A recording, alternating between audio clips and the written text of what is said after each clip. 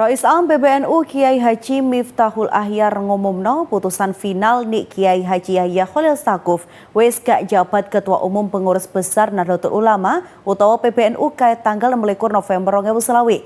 Bab iku disampaikan Kiai Haji Miftahul Ahyar nang ngarepe 36 pengurus wilayah NU nang kantor PWNU Jawa Timur dina iki. Lah sauntara iki pimpinan PBNU dicekel ambek Rais Am.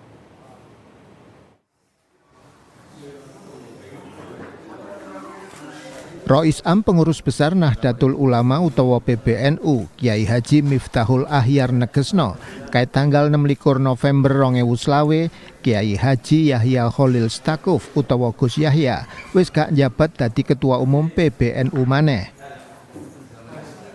Gus Yahya gak duwe kewenangan utawa hak nggunakno atribut Ketua Umum PBNU.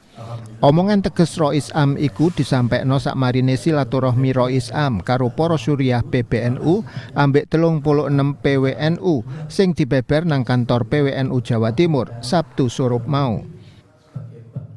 Kiai Haji Miftahul Ahyar mastekno keputusane suriah PBNU iku sifate wis final.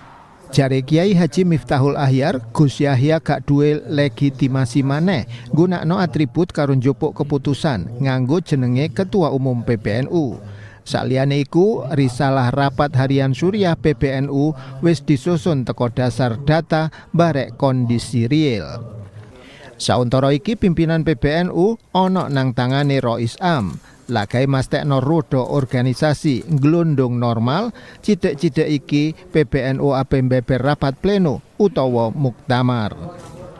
Sadurunge rapat harian suriah PBNU tanggal 20 November 2020 ngetokno risalah njaluk Gus Yahya mundur teko Ketua Umum PBNU 3 dina sakmarine risalah diteken. Gus Yahya dibiji nglanggar ketentuane organisasi.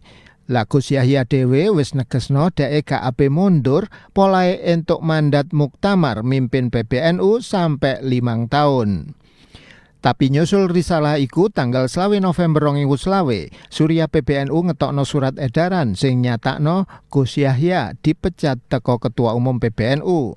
Nang surat iku ya dijlentrekno Gus Yahya wis gak dadi Ketua Umum PBNU kait tanggal 26 November jam jendol-jendol 45 menit. Tim Liputan JTV.